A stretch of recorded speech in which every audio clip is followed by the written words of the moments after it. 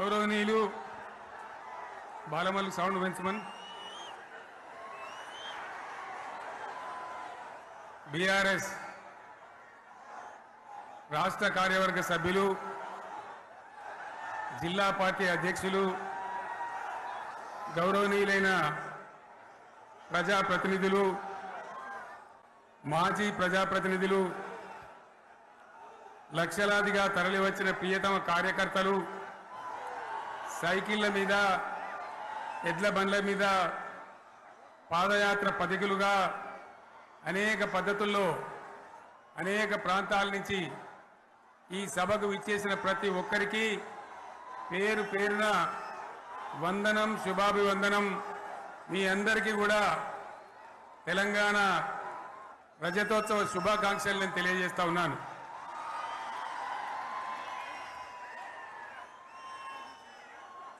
జననీ జన్మభూమిశ్చ స్వర్గాదపి గరీయస్. ఇది శ్రీరామచంద్రుడు లంక మీద యుద్ధం చేసి రావణ సంహారం చేసి అయోధ్యకు తిరిగి రావాలి అనేటువంటి ఆలోచనలో ఉన్నప్పుడు రాముల వారి సోదరుడు లక్ష్మణుడు సహా ఆయన వెంట ఉన్న చాలామంది పెద్దలు లంక చాలా సువర్ణమయంగా ఉంది, అద్భుతంగా ఉంది, మనం ఇంకా అయోధ్యకు ఎందుకు ఇక్కడి నుంచే పరిపాలన చేద్దామని అంటారు.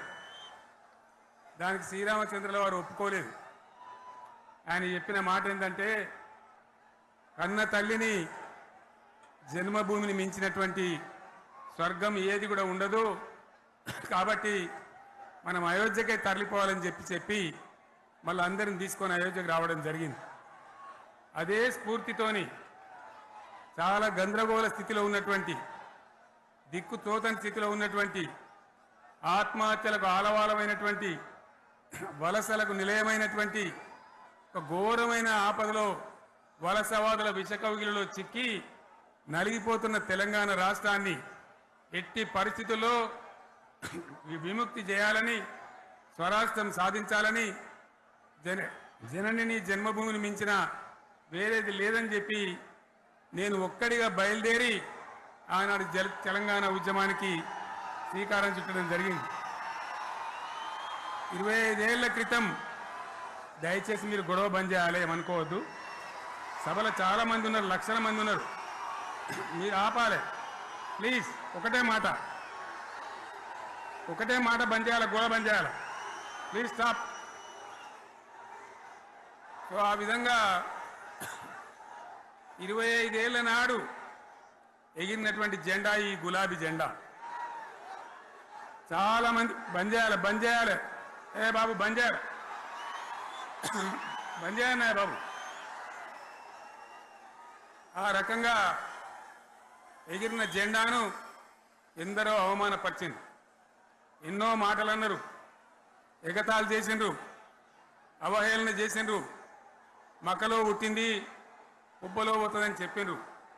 కానీ ఈ జెండా మీ అందరి సహకారంతో, అనేక మంది త్యాగాలతోని, వందలాది మంది ప్రాణ బలిదానాలు కూడా చేయడంతో, అనేక ఉద్యమాలతోని యావత్తు తెలంగాణనే ఒక అద్భుతమైనటువంటి ఉద్యమమై ఎగిసిపడి ఒక సమయం ఎట్లా వచ్చింది, ఒక సమయంలో అంటే తెలంగాణ యావత్తు ఒక పక్కన నిల్చొని బరి గీసి బిడ్డ నా తెలంగాణ అక్కడ పెట్టు అని చెప్పి నిలబడ్డటువంటి సందర్భం మనందరం కూడా సృష్టించినాం.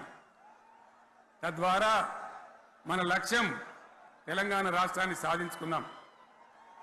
ఆ తదనంతరం ప్రజలు దీవిస్తే 10 సంవత్సరాల పాటు అద్భుతమైనటువంటి దగదగలాడే తెలంగాణ తయారు చేసి అందరూ బిత్తరపోయే విధంగా, ఆశ్చర్యపడే విధంగా బ్రహ్మాండమైన తెలంగాణ నిర్మాణం చేసుకున్నాం.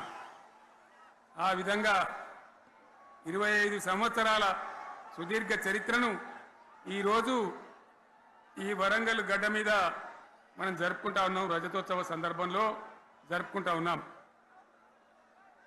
చాలామంది చాలా రకాల ప్రయత్నాలు చేసినారు. ఇక్కడ కూడా ఇప్పుడు కూడా బ్రహ్మాండమైనటువంటి ప్రయత్నాలు చేస్తూ ఉన్నారు. నేను ఒక్కటే మాట చెప్తా ఉన్నా, ఈ గడ్డకు ప్రత్యేకత ఉంది.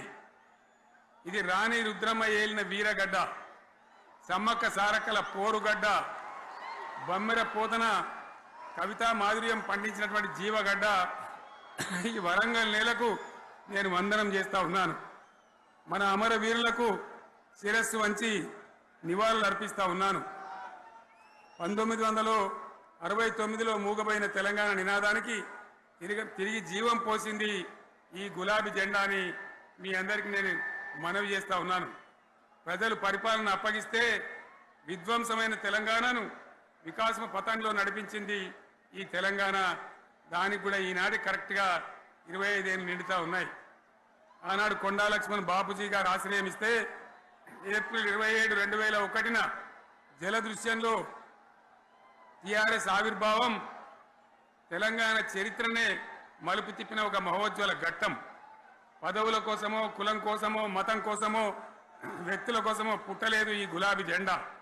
ఇది తెలంగాణ రాష్ట్ర సాధన కోసం పుట్టింది.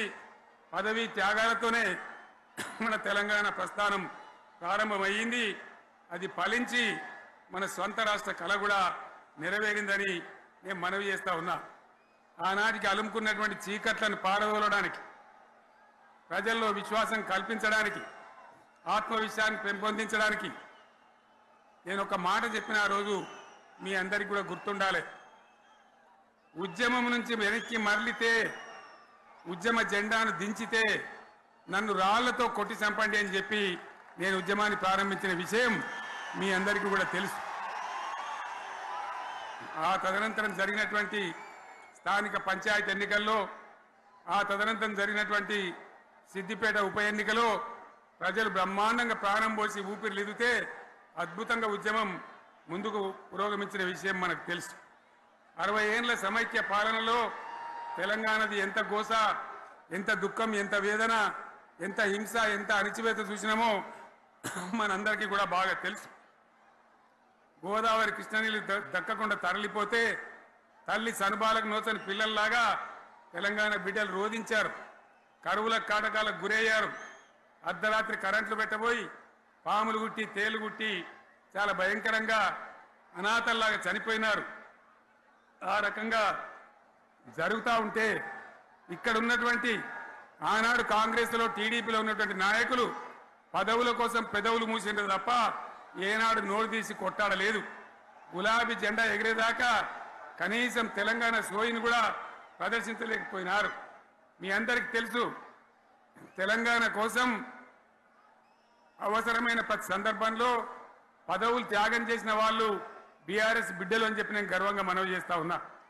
కానీ పదవుల కోసం తెలంగాణను ఆగం చేసిన వాళ్ళు ఆనాడు ఉన్నటువంటి కాంగ్రెస్ నాయకులు అని చెప్పి కూడా నేను మనవి చేస్తా ఉన్నా. చంద్రబాబు నాయుడు ఆనాడు ముఖ్యమంత్రిగా ఉండి ఎంత ఘోరమంటే హైదరాబాద్ నడిబొడ్డున ఉండే తెలంగాణ గడ్డలో ఉండేటువంటి రాజధానిలో మన శాసనసభలో తెలంగాణ పదాన్ని నిషేధించినాడు. తెలంగాణ అనవద్దని స్పీకర్ ద్వారా రూలింగ్ ఇప్పించినారు. ఇదే జిల్లాకు చెందినటువంటి ప్రణయ్ భాస్కర్ గారు ఆ రోజు ఎమ్మెల్యేగా శాసనసభలో తెలంగాణ అంటే అది నేరమైనట్టుగా పరిగణించి తెలంగాణ పదాన్ని నిషేధించేటువంటి ప్రయత్నం చేసినారు. మిత్రులారా, మీకు అందరికీ చరిత్ర తెలుసు. ఆనాడైనా, ఏనాడైనా, ఈవెన్ ఈనాడైనా తెలంగాణకు విలన్ నంబర్ 1 కాంగ్రెస్ పార్టీ అని మనవి చేస్తా ఉన్నా. మనందరికీ కూడా తెలుసు ఆ విషయం. తెలంగాణ హైదరాబాద్ స్టేట్ పేరుతో ఉన్ననాడు ప్రజలు వద్దంటుంటే కూడా బలవంతంగా తెలంగాణను ఆంధ్రాతో కలిపిన వాళ్ళే. ఏందా బాబు, ఏందా పనిలేదా? రెడ్డి ఎవరెవలాడు పోండి, మీకేం పనిలేదు రావా?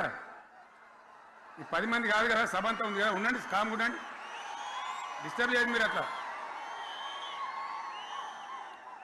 బలవంతంగా ఆనాడు ఆంధ్రలో విలీనం చేసింది కాంగ్రెస్ పార్టీ, జవహర్లాల్ నెహ్రూ.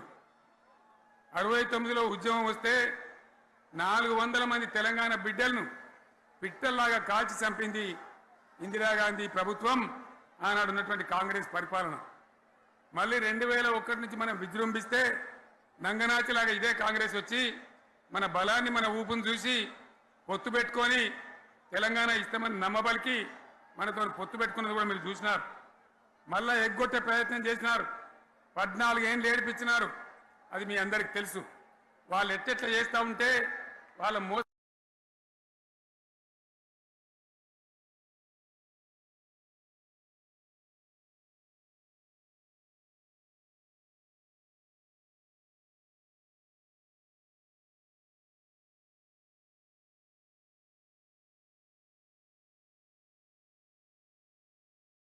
మోసాన్ని కప్పేయడానికి నేను ఇదే జయశంకర్ పార్లమెంట్లో ప్రతిపక్షాలని కాంగ్రెస్ గొంతు పట్టుకుంటే అప్పుడు దిగివచ్చి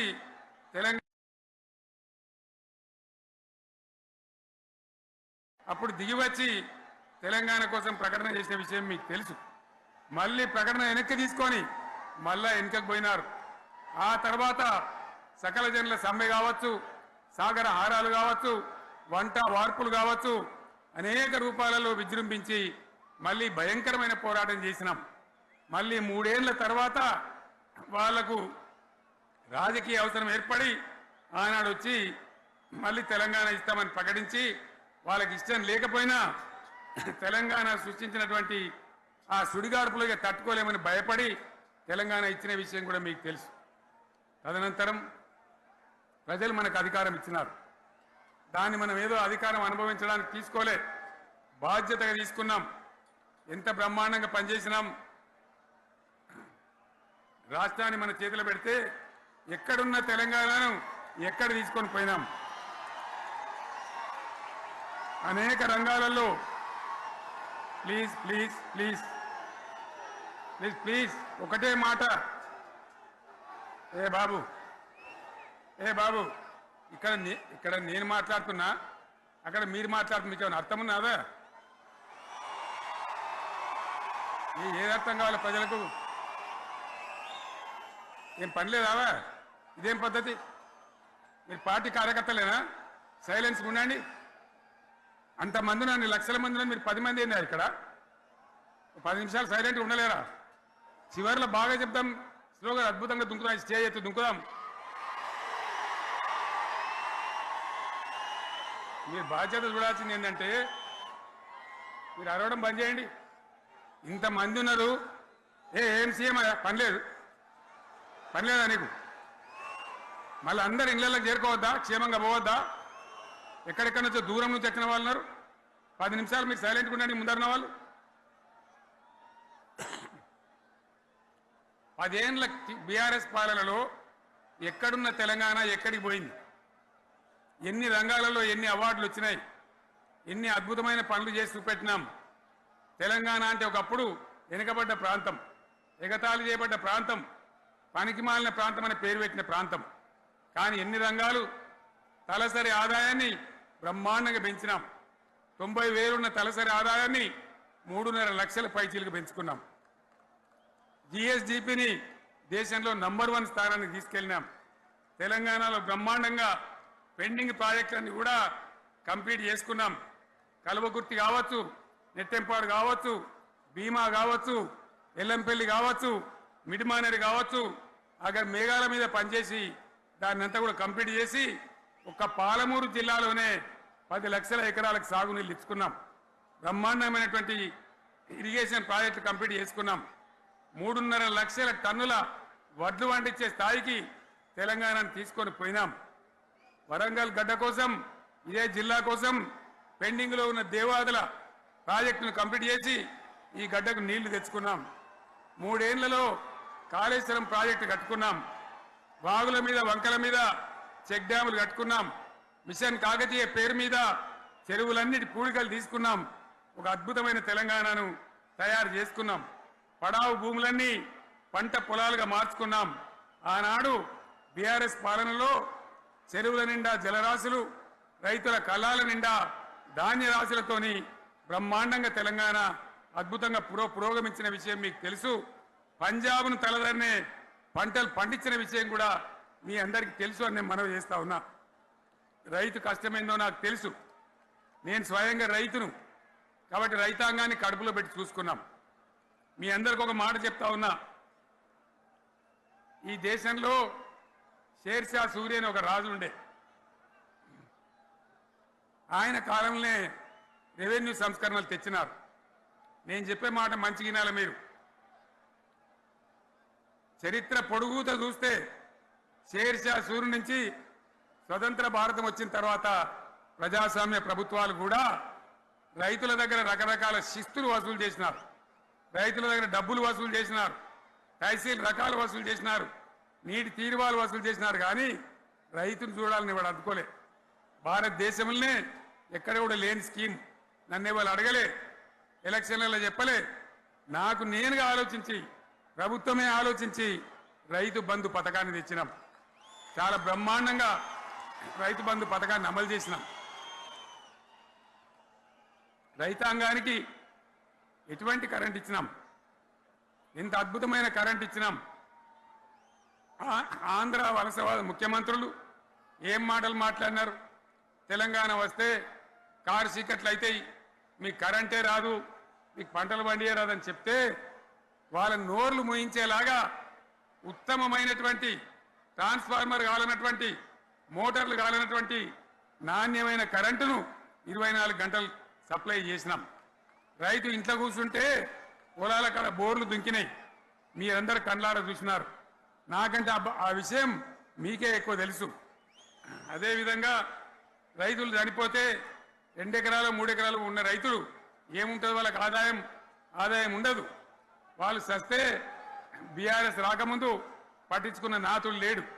అదే బీఆర్ఎస్ వచ్చిన తర్వాత రైతు బీమా ఇచ్చి వాళ్ళు చనిపోయినాక 8 రోజుల్లోనే వాళ్లకు రైతు బీమా అందే విధంగా ఆనాడు చర్యలు తీసుకున్నాం.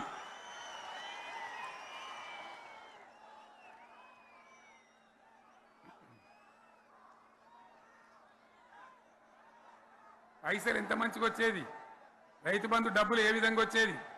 శనుకులు పడుతుంటే చకాచకా వచ్చి బ్యాంకులలో డబ్బులు పడి రైతుల సెల్ ఫోన్లు మోగుతుండే. ఆ విధంగా కడుపులో చల్లగదలకుండా రైతాంగానికి రైతు బంధు పథకాన్ని అమలు చేసుకున్నాం. రకరకాల వ్యక్తులు రకరకాల మాట్లాడినారు. జై కిసాన్ జై జవాన్ అన్నారు తప్ప వాళ్ళ సంక్షేమం ఏ ప్రభుత్వం కూడా చూడలేదు. అదేవిధంగా ధాన్యం రైతులు పండిస్తే కొన్ని 100 కోట్ల రూపాయలు ప్రభుత్వానికి నష్టం వచ్చినా ఏ విధంగా ధాన్యం కొన్నామో, ధాన్యం ఎంత బాగా కొన్నామో, వడ్లు కొంటే 3-4 రోజులనే డబ్బులు రైతుల ఖాతాలో ఎట్లా చేసినామో అవన్నీ కూడా యావత్ తెలంగాణ ప్రజలకు మీకు తెలుసు. అంతకుముందు మధ్య దళారుల పాలు ఎన్నో రకాల బాధలు, 7,500 కొనుగోలు కేంద్రాలు పెట్టి ధాన్యం ఎట్లా వేసినామో కూడా మీ అందరికీ బాగా తెలుసు. మరి ఇదంతా కూడా బ్రహ్మాండంగా జరిగింది. ఎన్నో పనులు, మిషన్ భగీరథ ఎన్నికల ప్రణాళికలు చెప్పలే, ఓట్ల ప్రచారం అప్పుడు చెప్పలే, గవర్నమెంటే చేసింది. ఇంతింత నల్లబెట్టి ప్రజలకు అందియడం జరిగింది. రైతు బంధు కానీ, రైతు బీమా కానీ, కళ్యాణ లక్ష్మి కానీ, కేసీఆర్ కిట్ కానీ, కంటి వెలుగు లాంటి ప్రోగ్రాం కానీ ఎవరు అడిగిన నన్ను ఎవరు అడగలే. అయినా మా అంతల మేమే మన రాష్ట్రం మన ప్రజలని వాళ్ళని బాగు చేసుకోవాలని చేసినాం. చెరువులలో చేపలు పెంచాలని ఎవరు అడిగిన నన్ను, ఎవరు డిమాండ్ చేసిండ్రు, వాళ్ళకు వృత్తి పని దొరకాలని, మత్స్యకారులను ప్రోత్సహించాలని చెరువులలో చేపలు పెంచినాం. లక్షలాది గొర్రెలను పంపిణీ చేయమని ఎవరు ధర్నా చేయలే, ఎవరు అడగలే. కానీ ప్రభుత్వమే తనంతట తానే బ్రహ్మాండంగా వాళ్ళకు చేయడం జరిగింది. ప్రజల అవసరాలు ఎప్పటికప్పుడు తీర్చినాం. అంతవరకే ఆగలే. పారిశ్రామిక రంగం మీద దృష్టి పెట్టినాం, పెట్టుబడులు ఆకర్షించినాం. సుమారు 20 నుంచి 25 లక్షల మంది పిల్లలకు ఉద్యోగాలు ఇప్పించే ప్రయత్నం చేసినాం. 40 కోట్లు మాత్రం ఉన్న ఐటీ ఎగుమతులు 2.5 లక్షల కోట్లకు పెంచగలిగినాం. ఐటీ రంగంలో 7 లక్షల మందికి ఉద్యోగాలు కొత్తగా వచ్చినాయి. 1000కి పైగా గురుకులాలు పెట్టినాం. పేద ఇళ్ళ విద్యార్థులకు ఉత్తమమైనటువంటి చదువును అందించినాం. తెలంగాణలో 3 మెడికల్ కాలేజీలు ఉంటే దాన్ని 33 మెడికల్ కాలేజీలు తీసుకొని పోయినాం. ఈ విధంగా అది ఒకటి మాత్రమే కాదు. బీఆర్ఎస్ టైంలో మత కల్లోలం లేదు, కర్ఫ్యూ లేదు, కల్లోలం లేదు. శాంతి భద్రతలన్నీ కూడా బ్రహ్మాండంగా కాపాడి ప్రతి ఒక్కరిని కూడా కాపాడే బాధ్యత తీసుకొని కడుపులో పెట్టుకొని చూసుకున్నాం. ఇవన్నీ కూడా నా డైలాగులు కాదు, నేను చెప్పే స్టోరీలు కాదు, ఇవన్నీ పార్లమెంట్ వేదికగా కేంద్ర ప్రభుత్వం అనేక సందర్భాల్లో వెల్లడించినటువంటి విషయాలు. Reserve bank of India, comptroller general of India వాళ్ళు వెల్లడించినటువంటి అధికారమైనటువంటి లెక్కలని చెప్పి కూడా నేను మీకు మనవి చేస్తా ఉన్నా. ఇవన్నీ జరిగినాయి. ఇప్పుడు నేను చెప్పిందంతా కూడా మీ కళ్ళ ముందరనే జరిగింది. మరి కాంగ్రెస్ వచ్చి ఏడాదిని అర్థమా? మరి ఏం మాయరోగం వచ్చే, ఏం బీమారు వచ్చే, ఏమేమి చెప్పిరి, ఎన్నెన్ని చెప్పిరి, మీకు కావాల్సింది ఇదే కదా. చెప్తా ఇక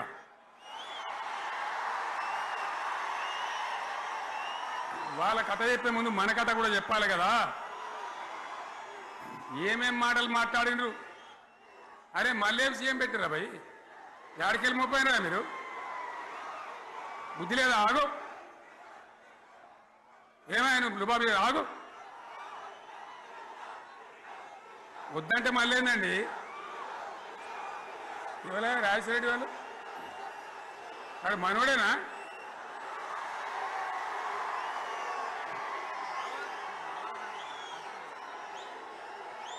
ఎన్నెన్ని మాటలు చెప్పిరి.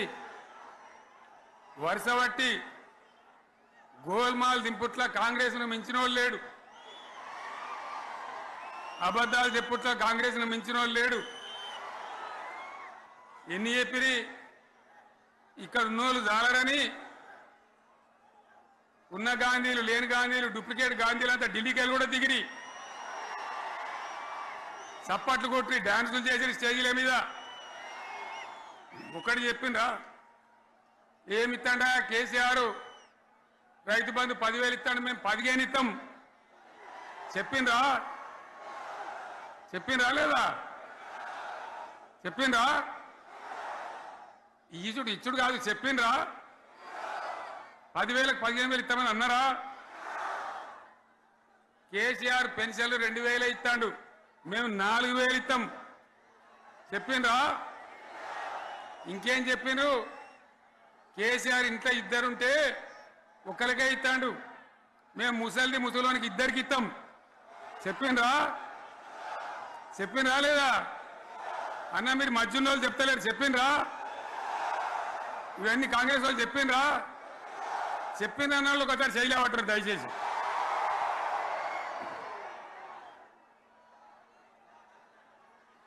దివ్యాంగులకు కేసీఆర్ 4,000 ఇస్తాడు పెన్షను, మేము 6,000 ఇస్తామండి అన్నారా? ఇక చదువుకునే ఆడిపోరగాళ్ళకు స్కూటీలు కొనిస్తామండి, కొనిచ్చారా? అన్నారైతే అన్నారు కదా. విద్యార్థులకేమో విద్యా కార్డు ఇస్తామండి, 5 లక్షల గ్యారంటీ కార్డు, బ్యాంక్ కార్డు ఇస్తామండి. ఇట్లా ఎన్ని మాటలు చెప్పారు. ఇక ఉరుకురి ఒకరినికోడు ఉరుకురి 2 లక్షల లోన్ తెచ్చుకొని డిసెంబర్ 9 నాడే కథం, ఒక కలంపోటుతోనే కథం అన్నరా? అన్నరా? మరి చేసిండ్రా? చెయ్యలే. ఇక వడ్లు కొంటే ఒక వడ్లు కాదు, ఆనాడు మనమే కొనుగోలు కేంద్రాలు పెట్టి కనీసం మద్దతు ధర వచ్చేటట్టుగా మొలకొచ్చినా తడిసిపోయినా రంగు మారినా రైతులు కాబట్టి మన బిడ్డలు కాబట్టి గవర్నమెంట్కు 500 కోట్లు నష్టం వచ్చినా సరే మొత్తం కొనురా నేను చెప్పినా కొనిపించిన. బాధ కాలే. వాళ్ళేం చెప్పిండ్రు? పబ్లిక్ను బోల్తా కొట్టేయడానికి మేము కింటాలకు 500 బోనస్ ఇస్తాం, మక్కలకి ఇస్తాం, వడ్లకి ఇస్తాం, ప్రతి పంటకి ఇస్తాం చెప్పిండ్రా? ఇటువంటివి చెప్పుడే కాదు, వీటితోని ఇంకొక 420 హామీలు చెప్పిండ్రు. వాళ్ళ నోటికి మొక్కాలే. కళ్యాణ లక్ష్మి కేసీఆర్ 1,00,000 రూపాయలు ఇస్తాడు, మేము వస్తే తులం బంగారం కూడా కల్పిస్తామండి అన్నారా? ఏమన్నా నత్తందా?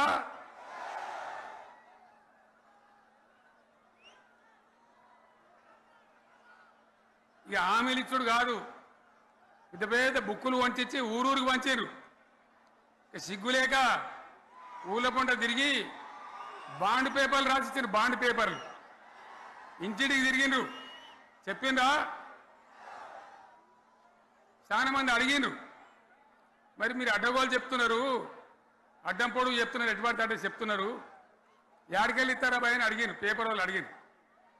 ఇప్పుడు ఆర్థిక మంత్రి ఉన్నాయన టీవీలలో చెప్పిండు, ఆయన ఇస్తాం చేసి చూపిస్తాం, మాది పేద పార్టీ, 120 ఏళ్ళ అనుభవం ఉన్న పార్టీ, మమ్మల్ని మించిన సిపాయిలు లేరు అని ఒకటి జబ్బలు తరిచే, ఒకటి మెడలు తరిచే డైలాగులు కొట్టి మేము ఇచ్చేస్తామన్నారు. ఇచ్చిండ్రా? ఇయ్యలే. రుణమాఫీ చేయలే. మధ్యలో పార్లమెంట్ ఎలక్షన్లు వచ్చినాయి. అప్పుడు నాకు కాలు ఇరిగింది. మెంటుకుంటున్నాం మళ్ళీ నేను బయలుదేరిన. ఆ దెబ్బకి ఏం చేసిండ్రు? తెలంగాణలో ఎన్ని దేవుళ్ళు ఉన్నాయో అన్ని దేవుళ్ళ మీద ఒట్లు పెట్టుకున్నారు. పెట్టిండ్రా? బహిరంగ సభలలో ఆడిడ కూడా కాదు. ఇన్ని మాటలు చెప్పి ప్రజల్ని ఏమార్చింది. ఒక ఉచిత బస్ అని పెడితే అది జుట్లు పట్టుకొని కొట్టుకుందానికి మనకత్తాను తప్ప ఏమనికి ఉపయోగపడ్డది లేదు. ఆ మహిళలు అంటారు మాకు ఎందుక ఉచిత బస్ దరిద్రం, మాకు అవసరమే లేదు అంటాను. అటువంటి ఒక్క పథకం పెట్టి ఇక ఇప్పుడు మళ్ళీ పెద్ద నోరు పెట్టుకొని వాళ్ళే మాట్లాడతారు. అంటే అంటే మాట్లాడతారు, అబద్ధాలు చెప్తారు. మాట్లాడితే బీఆర్ఎస్ వాళ్ళ మీద నింద, మాట్లాడితే కేసీఆర్ మీద నింద. ఇది ఒక అలవాటు చేసుకొని ఎవరికి నోరుంటే వాంతే లెక్క అనే పద్ధతిలో అడ్డమైన మాటలు మాట్లాడుతూ చాలా ఘోరంగా మోసం చేస్తూ ఉన్నారు.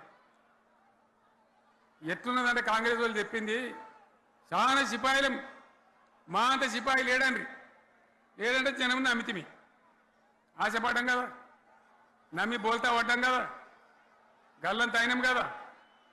ఒక ఊళ్ళే మొలక నాట్లేసే టైం వస్తే అలుకుడు చేస్తాను, వడ్లాలుతాను. మొలకగా అలుకుడు చేస్తాం కదా, తుకాలు పోయామా, పెద్ద మొగోడని ఒకరిని పిలిచిరట. మొగోడని మొలకాల్చడానికి పిలిస్తే ఎలుక పిల్లని చూసి ఎల్లంకర పడ్డాడు. ఇక మా అంత సిపాయి లేరు, మేము తెచ్చే ఇస్తాం, 6 సందమామలు పెడతాం, 7 సూర్యులు పెడతాం అని నమ్మబలికి ప్రజలను దగా చేసి మంచిగున్న తెలంగాణ నాగం పట్టించి ఓట్లు వేయించుకొని ప్రజలను మోసం చేసిండ్రు, దగా చేసిండ్రు.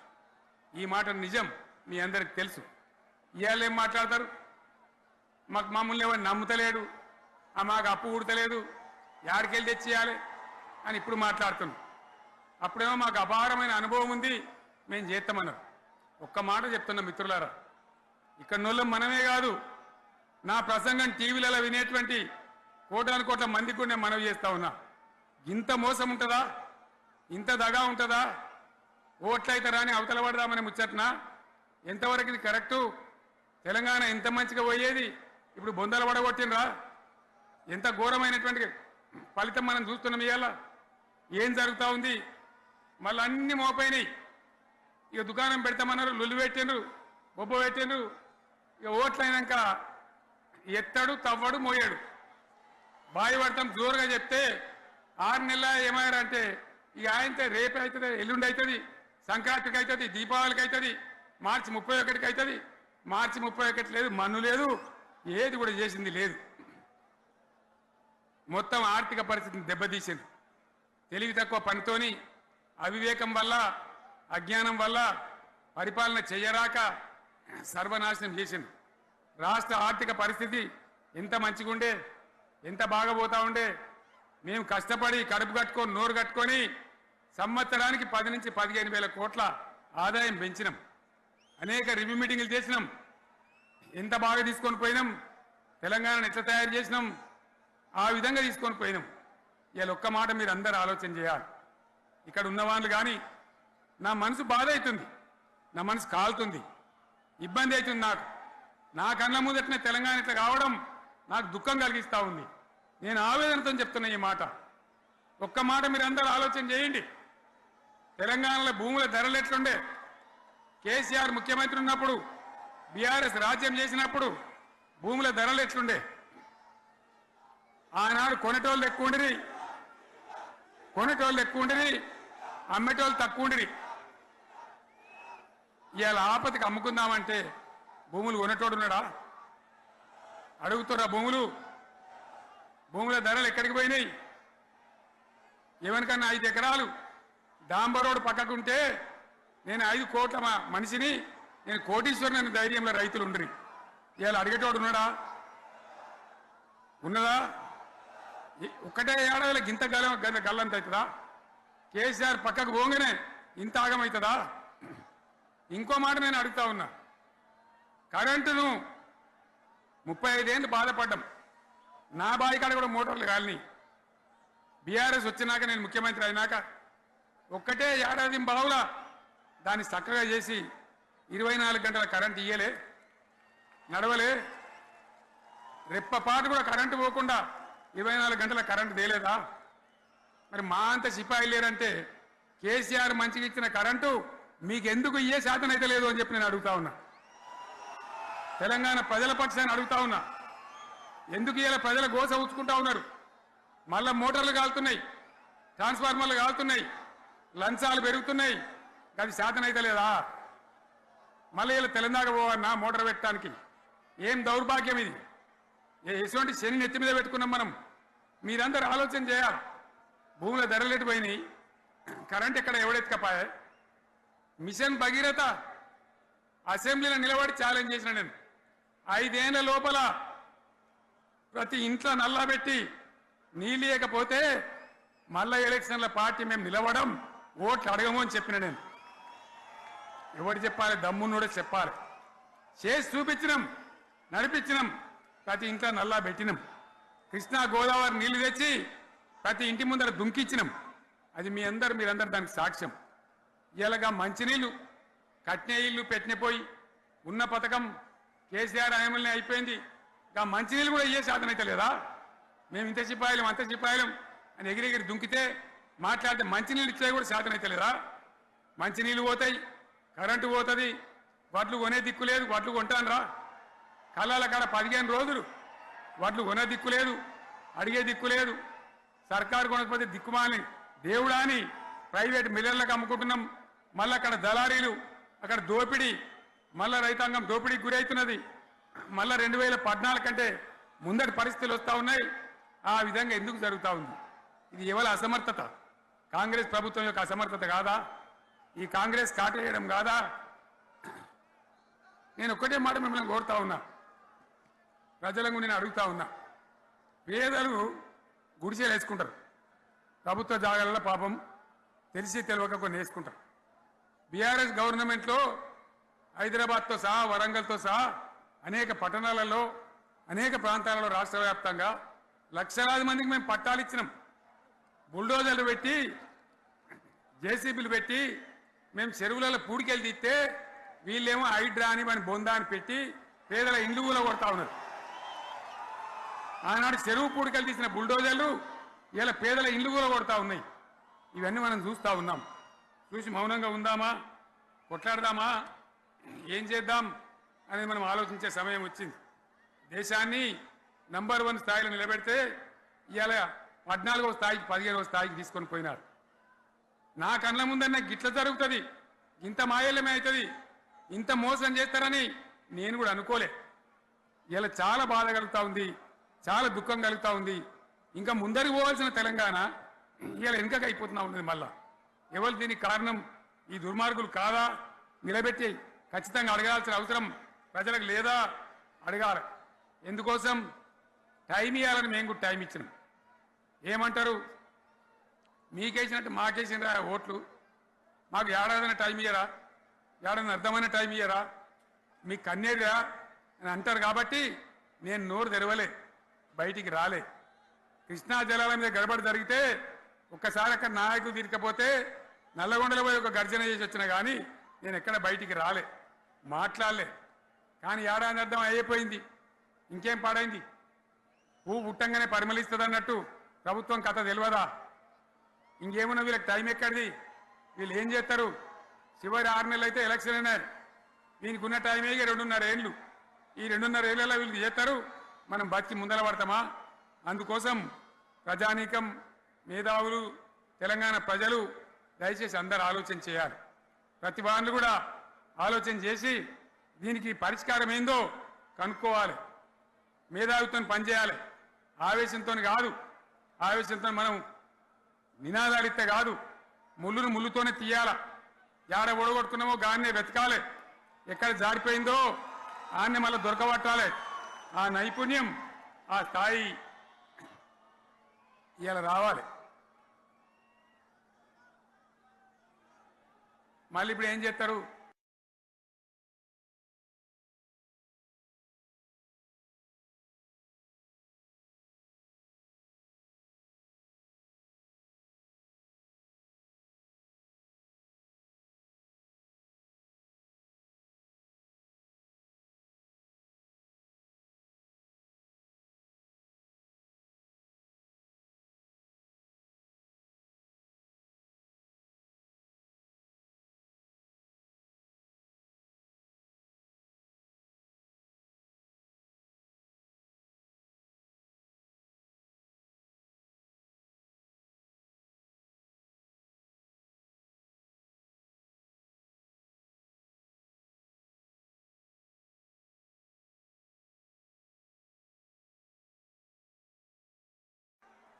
మాట్లాడితే బీఆర్ఎస్ మీద ఒక ట్రిప్పు నేను యాదగిరి గుట్టకు పోతే అలా ఎకరానికి 10 లక్షల వాల్యూ పెరుగుతుండే.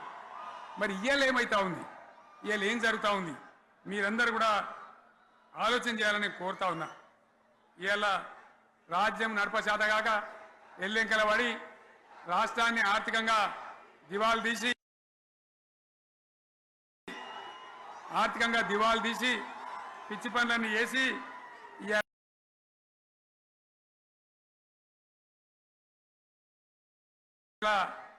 అడ్డం పొడుగు మాట్లాడుతూ ఉన్నారు. అన్ని రంగాలలో ఫెయిల్ అయిపోయింది. ఏ ఒక్క ఈ హుస్నాబాద్ ఇప్పుడు నేను రాగా చూసుకుంటూ వచ్చిన ఆనాడు కష్టపడి ఈ హరీష్ రావు ఇరిగేషన్ మంత్రిగా ఉన్నప్పుడు ఇలా గౌరెల్లి ప్రాజెక్టు కట్టినాం. 90% పూర్తయింది. గౌరెల్లి ఇరిగేషన్ ప్రాజెక్టు ప్రజలకు సంజాయించి భూములు తీసుకొని ఆనాడు తిరిగి 90% పూర్తి చేసినాం. ఏడాది అర్థమైతే తట్టడి మన్ను తీస్తాను రా. పాలమూరు పథకం 80% కంప్లీట్ అయింది. ఎందుకు దాన్ని పెండింగ్లో పెడుతున్నారు? ఎందుకు దాన్ని పూర్తి చేస్తలేరు?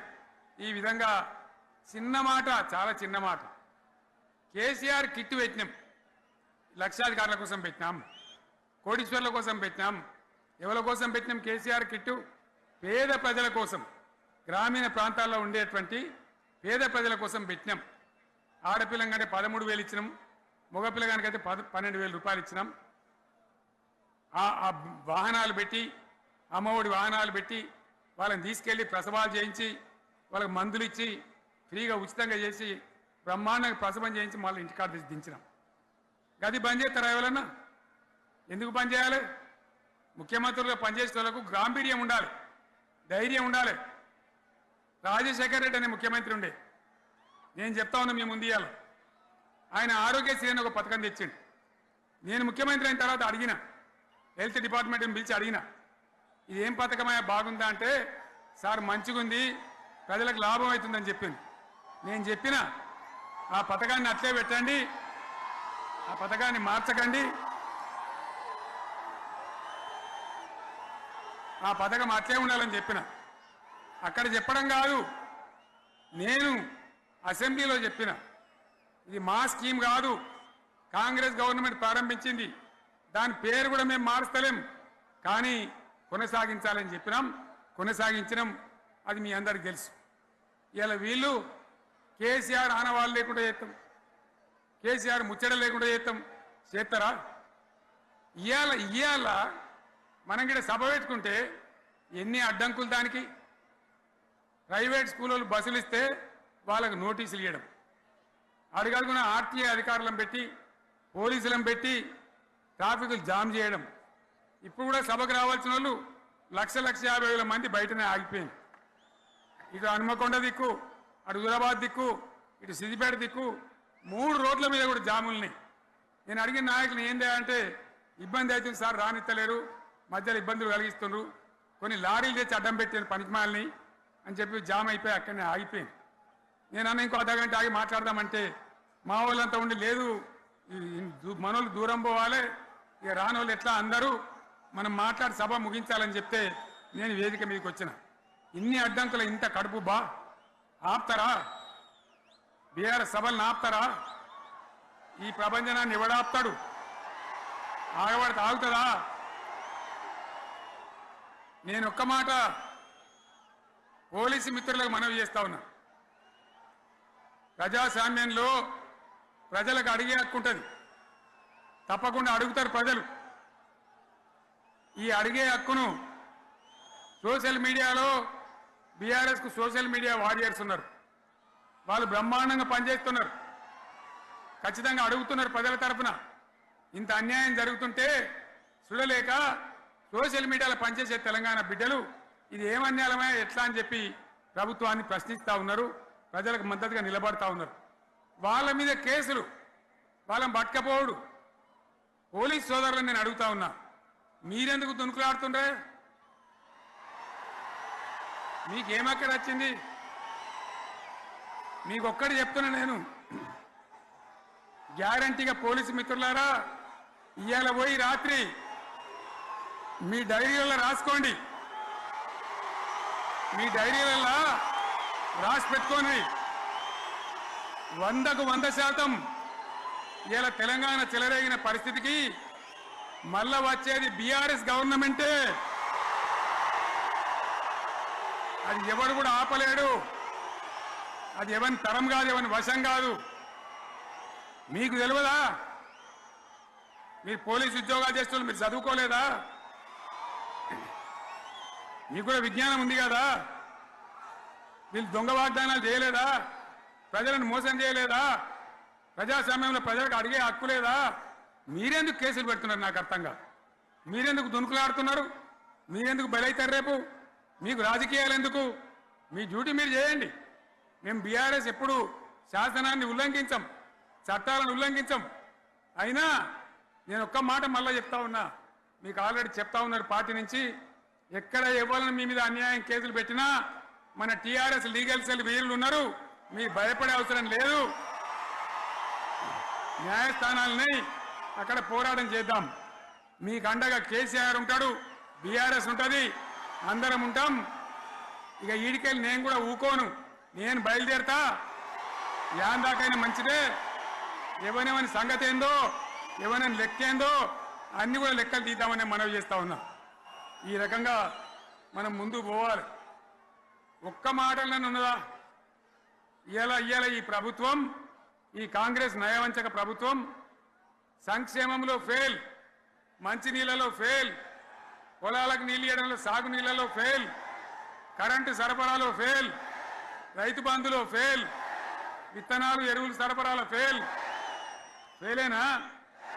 ధాన్యం కొనుగోళ్లలో ఫెయిల్, పల్లెలు పట్టణాల అభివృద్ధిలో ఫెయిల్, భూముల ధరలు పెంచడంలో ఫెయిల్. మరి దేంట్లో పాస్ అయిండు? ఎటుపడితే అటు ఒర్రుడు, దేవుళ్ళ మీద ఒట్లు పెట్టుడు, అబద్ధ వాగ్దానాలు చేసుడు.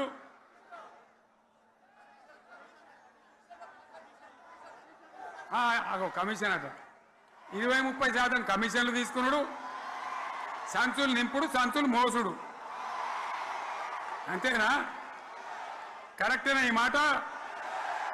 అన్నా కరెక్టేనా? నేను చెప్పి అన్ని ఫెయిల్ అయిందా ఈ ప్రభుత్వం? నిజమైతే ఒకసారి చేతులు లేవట్రా దయచేసి, స్టేజ్ మీద లేవట్రా. ఫెయిలేనా? ఈ మాట 20% 30% కమిషన్లని నేను అంటలేను. ఎవరన్నారు? స్వయంగా ఆర్థిక మంత్రి ఛాంబర్కు పోయి 200 మంది కాంట్రాక్టర్లు వాళ్ళు లొల్లిపెట్టి మమ్మల్ని 20-30% కమిషన్ అడుగుతుండ్రు, ఇది ఏమన్యాయం అని చెప్పి సెక్రటేరియట్లో చెప్పిన మాట నేను చెప్తా ఉన్నా. ఈ విధంగా మాజీ సర్పంచులు పాపం వాళ్ళు పనిచేసిన మా బిల్లులు ఇవ్వమనంటే వాళ్ళ గోస ఉంచుకుంటా ఉన్నారు. వాళ్ళేం పాపం చేసిండ్రు? ఈ విధంగా ఘోరం. ఇంకా ఈ అందానికి ఏం మాట్లాడతారు? కేసీఆర్ నువ్వు రా అసెంబ్లీకి, నీ కాయగూరు ముచ్చట్లు తింటానికా? పిల్లలు అడిగితేనే మీరు జవాబు చెప్తలేరు. ఉన్నది నిలబెడితే ఆ ఆర్థిక మంత్రి అసెంబ్లీలో లేచి 20% కమిషన్ తీసుకుంటాను కేటీఆర్ మాట్లాడితే ఆయన లేచి భుజాలు తడుముకుంటాడు. నీకెందుకయ్యా బాధ? నువ్వు తీసుకుంటేనే నీకు బాధ ఉండాలి కదా. లేచి పేదలు ఉల్లి పెడతా ఉన్నాడు ఆయన అసెంబ్లీలో. ఈ విధంగా చాలా గందరగోళంగా అవివేకంతో అజ్ఞానంతో చాలా ఘోరం చేసి అడ్డమైన మాటలని చెప్పింది. దాంతో మనం కూడా గోల్మాలైపోయినాం. తీర్థం పోదాం తిమ్మక్క అంటే వాడు గుల్లే మనం సల్లే. ఆ గతికి తెచ్చింది ఇలా ప్రజల గతి. మరి మనం కూడా ప్రజలు కూడా ఆలోచన చేయాలి. ఆవేశం కాదు. గాడిదలకు గడ్డేసి బలరకు పాల్పడితే వస్తాయా? మరి ఇప్పుడు ఏం చేయాలో ఆలోచించాలి. ఓ తమ్ముడు అన్నాడు హైదరాబాద్లో ఆయన ఇల్లు కూడా కొడితే, కేసీఆర్ అన్నా యాడున్నావు నువ్వు రావాలి, కత్తి వాన్ చేతిలో పడితే యుద్ధం నన్ను చేయమని పడుతుంది. అంతేనా? ఇది కూడా విచారించాలి ప్రజలు. మీకు అర్థం కావాలని నేను చెప్తా ఉన్నా. అందుకే ఓడగొట్టుకున్న కాడనే వెతుక్కోవాలి. మీ వెంట బీఆర్ఎస్ ఉంటుంది, మీ వెంట కేసీఆర్ ఉంటాడు. 100% మళ్ళా తెలంగాణ విజయం సాధించాలి, గులాబీ జెండా ఎగిరేయాలి, అద్భుతమైన తెలంగాణను మళ్ళీ సాధించాలి. ఇక బీజేపీ కథ 11 ఏళ్ళ రాజ్యం చేయబట్టి తెలంగాణకు 11 రూపాయలు ఇచ్చిండ్రా? వాటిదే బొబ్బ బబ్రాజమానం భజగోవిందం. శుష్క ప్రియాలు శూన్యాస్తాలు తప్ప ఏమి ఇయ్యలే. 157 కాలేజీలు పెడితే మెడికల్ కాలేజీలు ఒక్కటన్నా తెలంగాణకు ఇచ్చిండ్రా? ఒక ప్రాజెక్ట్ కన్నా జాతీయ హోదా ఇచ్చిండ్రా? ఇక కాంగ్రెస్ వాడు ఇట్లా అంటే బీజేపీ వాడు అట్లా. ఏది లేదు. ఇక ఉల్టా మనయే. ఖమ్మంలో 7 మండలాలు గుంజుకున్నారు. సీలేరు ప్రాజెక్టు గుంజుకున్నారు. నరేంద్ర మోడీ మాట్లాడతాడు. ఏం మాట్లాడతాడు? తెలంగాణ వచ్చిందిరా అని తెలంగాణలో సంతోషపడితే తల్లిని చంపి బిడ్డను బతికిచ్చిండు అంటాడు. ఎన్నోసార్లు అంటాడు, ఒక్కసారి కాదు. ఈ విధంగా అది కూడా మనం వెనకొచ్చేది కాదు. ఈ సందర్భంలో ఒక మాట బీజేపీ అంటే నాకు జ్ఞాపకం వచ్చింది. ఇవాళ కేంద్ర ప్రభుత్వం కగార్ అనే ఆపరేషన్ పేరు మీద ఛత్తీస్గఢ్లో యువకులను గిరిజనులను ఊచకోత పోతా ఉన్నారు. అది ధర్మం కాదు. వీళ్ళు ఏమవుతున్నది? నక్సలైట్లు ప్రతిపాదన పెడుతున్నారు. మేం ప్రభుత్వం దగ్గరకు వచ్చి చర్చలు చేయడానికి సిద్ధంగా ఉన్నాము అంటున్నారు. నేను కోరుతా ఉన్న కేంద్ర ప్రభుత్వాన్ని, బలమున్నది కదా అని చంపుకుంటా పోవుడు కాదు, అది ప్రజాస్వామ్యం కాదు. ఆపరేషన్ కగార్ వెంటనే ఆపేయండి. వాళ్ళని పిలిచి, ఆ నక్సలైట్లను పిలిచి డెమోక్రటిక్ స్పేస్ ఇచ్చి చర్చలు జరపండి. వాళ్ళు ఏం మాట్లాడతారో చూడండి. అది కూడా నల్లనా తెల్లనా దేశం ముందరికి రాని. కానీ అట్లా కాదు, మొత్తం ఏరి పారెత్తాం, కోసి పారెత్తాం, నరికి పారెత్తాం అంటే మిలిటరీ ఉన్నది మీ దగ్గర కొడతారు. కానీ ప్రజాస్వామ్యం అనిపించుకోదు.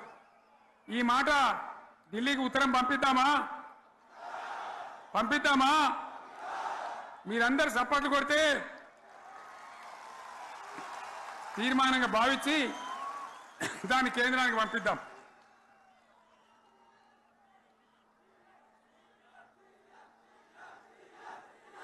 ఇక్కడ 30 ఈ సందర్భంలో ఈ రజతోత్సవ వేళ నేను మీ అందరికీ, ఇక్కడ ఉన్న వాళ్ళకు, సభలో లేని వాళ్లకు, టీవీలో నా మాటలు వినే వాళ్లకు, యావత్తు తెలంగాణ సమాజానికి బీఆర్ఎస్ గులాబీ జెండా రజతోత్సవ శుభాకాంక్షలు మరొకసారి తెలియజేస్తూ, మీరందరూ కూడా ధైర్యంగా ఉండండి. మళ్ళీ బీఆర్ఎస్ తెచ్చుకుందాం, బ్రహ్మాండమైన పరిపాలన అందించుకుందాం. వీళ్ళు చెడగొట్టేవన్నీ మళ్ళీ మంచిగా చేసుకుందాం. బ్రహ్మాండంగా ముందుకు పోదాం, పురోగమించుదాం. ఒక అద్భుతమైన తెలంగాణ, ప్రతి వ్యక్తి ముఖంలో చిరునవ్వులు చిందించే తెలంగాణ తయారు చేసుకుందామని చెప్పి మీ అందరికీ మనవి చేస్తూ, ఇంత పెద్ద ఎత్తున ఈ సభకు గవర్నమెంట్ వచ్చిన ఏడాది నరలోనే మీరు కదిలి వచ్చిందంటే మీరు కూడా ఒక నిర్ణయానికి వచ్చినట్టు కనబడుతూనే ఉంది. ఓట్లు ఎప్పుడు వస్తాయని చూస్తాను. నేను ఇంకో మాట చెప్పాలి, ముఖ్యమైన మాట ఏంటంటే, వీళ్ళు అక్కడిక్కడ ఎందుకైనా వీళ్ళు వచ్చిండ్రు ఫోటోల కోసం.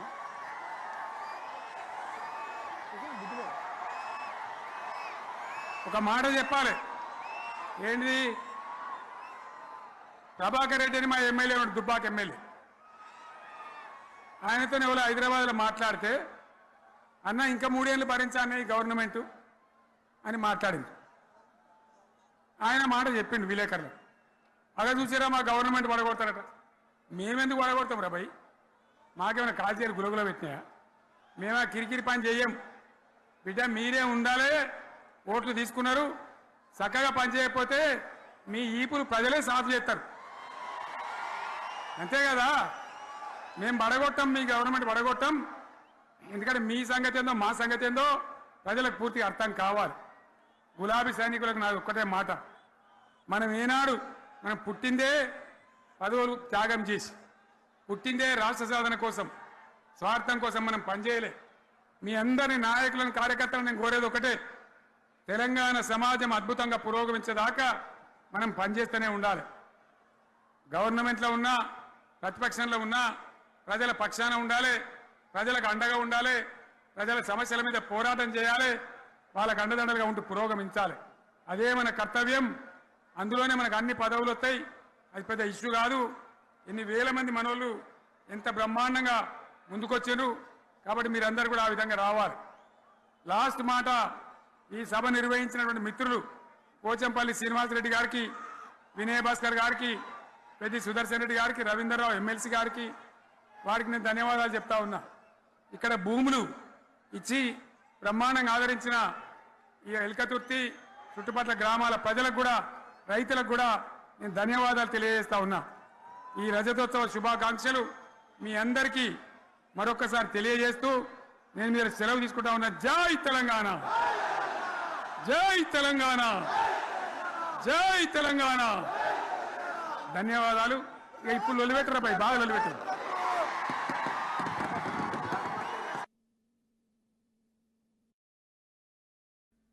అది తెలంగాణ తల రాతను మార్చిన నవ వసంత ఋతువు.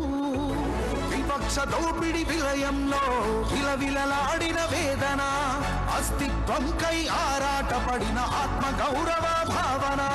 పిడికిలెత్తిన కేసీఆర్ గొంతులో ప్రళయ గర్జన.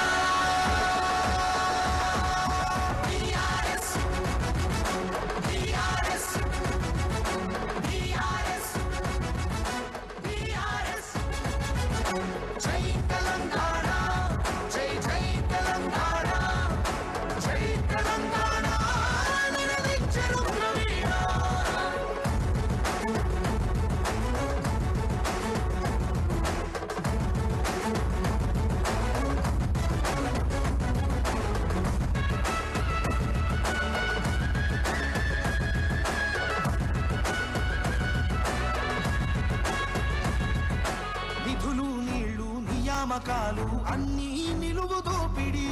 పిడికిలెత్తితే కాల్చి చంపిన రక్త చరిత్రల రాపిడి. పదవుల కోసం పెదవులు మూసిన మోసాలతోనే గోసా. తెలంగాణ రేషాన్ని చూపిన కేసీఆర్ మణిపూసా. అమరుల మెడలో పూల దండనే గులాబీ జెండగా మార్చిండు. అమరుల మెడలో పూల దండనే గులాబీ జెండగా మార్చిండు. ప్రజల కోసమై పదవులను విలి పోరు బాటనే పట్టిండు. తను పోరు బాటనే పట్టిండు. కేసీఆర్, కేసీఆర్, కేసీఆర్, కేసీఆర్. జై తెలంగాణ, జై జై తెలంగాణ, జై తెలంగాణ. నిలదించెను ప్రవీణ.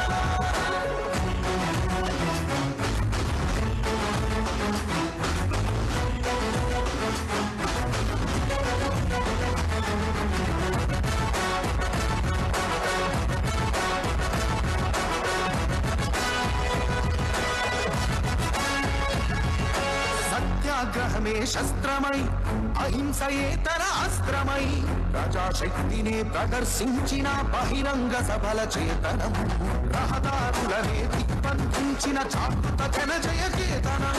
సమరాంగణమున సకల జనులను ఏకం చేసిన నైపుణ్యం. కేసీఆర్ దీక్ష భూమిపై దిగి వచ్చింది ఢిల్లీ. కేసీఆర్ దీక్ష భూమిపై దిగి వచ్చింది ఢిల్లీ. జోహారన్నది ప్రతి హృదయ